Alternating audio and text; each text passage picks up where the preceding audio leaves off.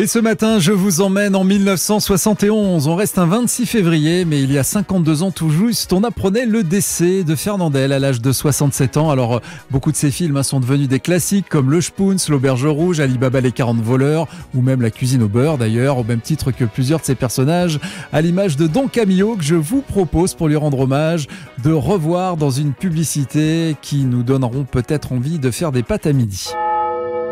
Don Patillot. Oh Seigneur, vous avez vu ce qu'ils mangent tous ces athlètes pour être en forme? Ils mangent des sucres lents. Oui Seigneur, des pâtes. Oui, mais eux ce sont des sportifs, Don Patillot. Et ma vie à moi, Seigneur, c'est pas du sport? À longueur de journée? Sur mon vélo? Tu veux dire que c'est pour ça que tu manges des panzani? Oui. Et vous n'en mangez pas, vous, des pâtes?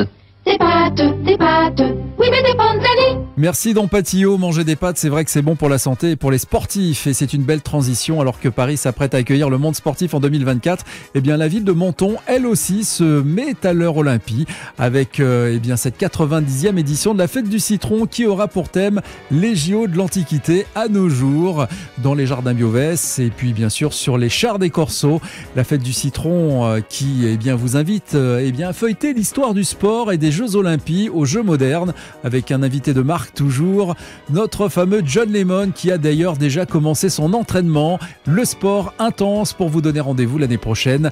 Une édition qui s'annonce grandiose, pleine de nouveautés et de surprises. Et devant l'immense succès populaire de cette 89e édition de la Fête du Citron qui se clôture ce dimanche avec, n'oubliez pas, à partir de 14h30, le dernier corso qui aura lieu bien sûr sur la promenade du Soleil à Menton. Yves Juel, maire de Menton et président de la communauté de la Riviera française, qui a annoncé que les jardins Biovès en 2024 seraient de nouveau ouverts au public. J, le Morning Weekend, 8h-11h.